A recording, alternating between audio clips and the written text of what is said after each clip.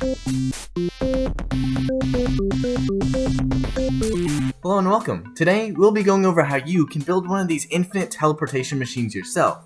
The first video showcasing this machine should be in the info card in the top right currently.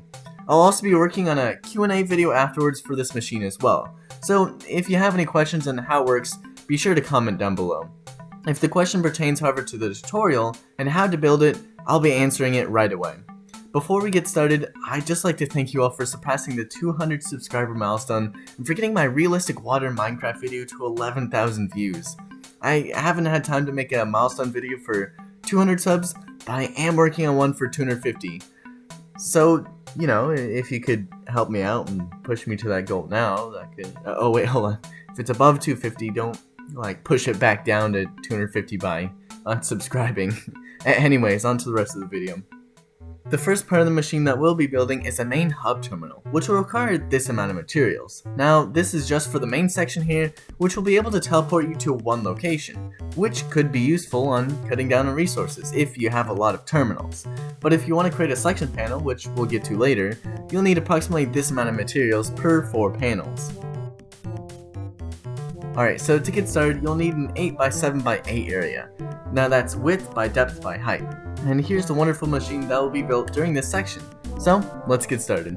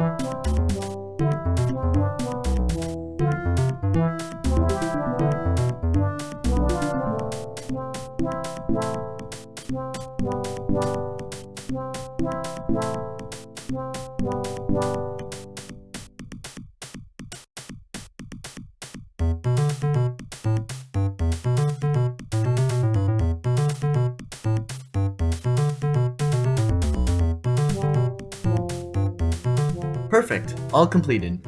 If we only wanted to be teleported to one location, to like a central hub. In order to increase the amount of places to be teleported to, we will need to change some of this redstone and make a selection panel. Now here I'll only be making 3 selection points, but if we were to increase to more panels, we need to do some minor changes, which I'll again get to later. Lots of moving parts here.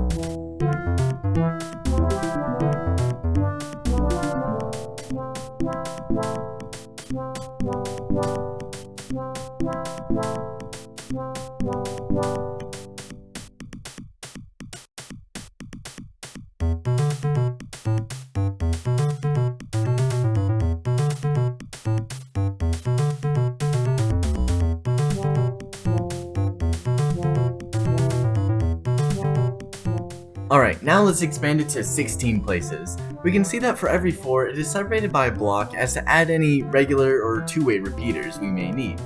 The first thing I'll go in and do is add a 4-tick delay between every other section here, as the machine cannot detect delays between these points. For this part, I'll have 3 and 1 ticks as to make sure the bottom line reaches as well.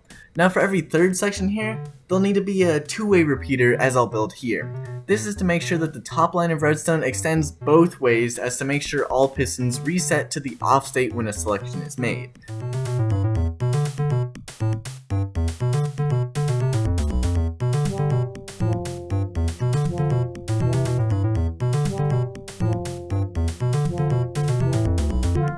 As shown here, even from the furthest point I can reset selections on the opposite side and everything should be working.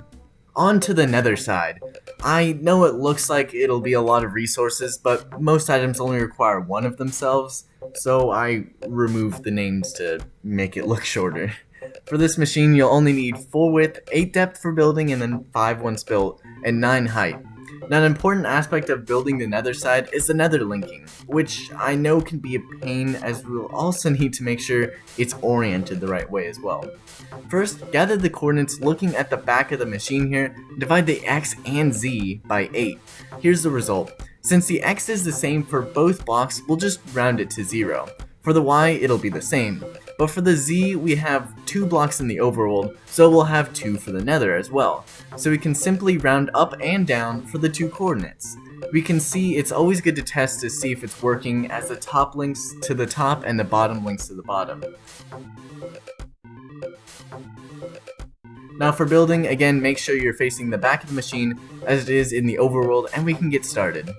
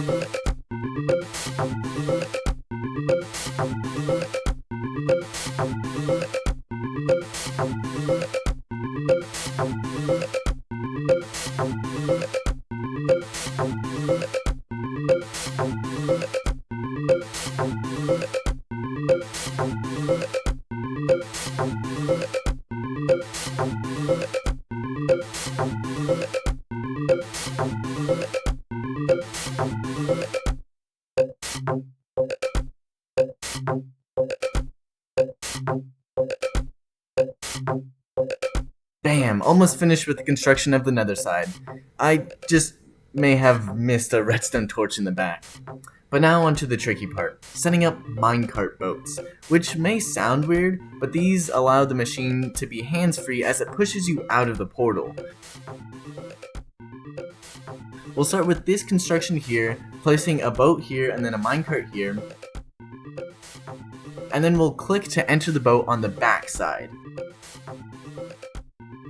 We'll face this corner and press W to move backwards until you can't anymore. Then leave the boat and walk to the opposite corner to exit the nether. This is important as we don't want to nudge this setup at all. One small nudge and it can leave the stairs. What you can do for the second setup as well is to take the resources on the bottom besides the stairs and wall, and then remake it up here to conserve resources instead of removing it all in the end.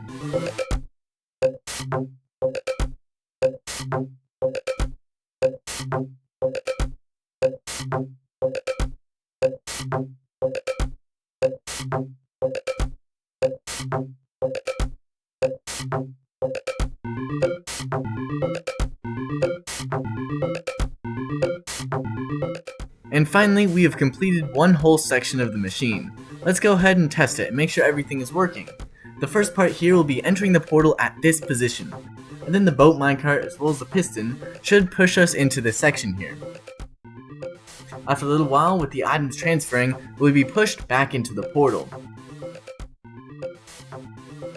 Now on this side, you should see the portal break and relight to send you back through. On this other side, the same thing should happen again of pushing you back through after a while. And ta-da! We weren't teleported, but the system does work. Just make sure the minecart has also returned to its starting position. Now moving on to the final piece of the puzzle, the receiver. These will need to be built per player and per station, so the list of resources shouldn't be too bad. And the mechanism itself that you will be building will be contained in an approximate 2x8x9 area as shown here.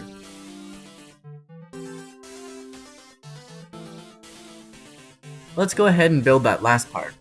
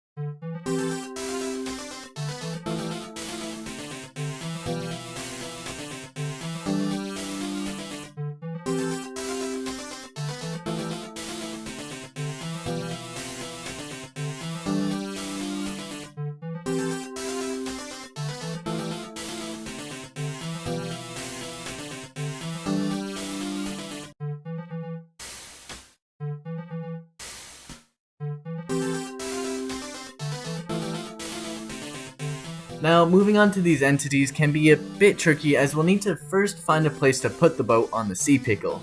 Make sure it's actually on there. Then putting one entity, preferably like a cow or sheep in there, and shoving it up against the fence post in this orientation. Now we can go ahead and get the other cow in. For the dog here, we'll push it in as far as possible, then attach a leash onto it. Now if everything is working when the dog stands, it should only activate the one pressure plate, then cycle to the other pressure plate when the dog sits. So now we should be able to go through this entire machine here and see the whole thing in action.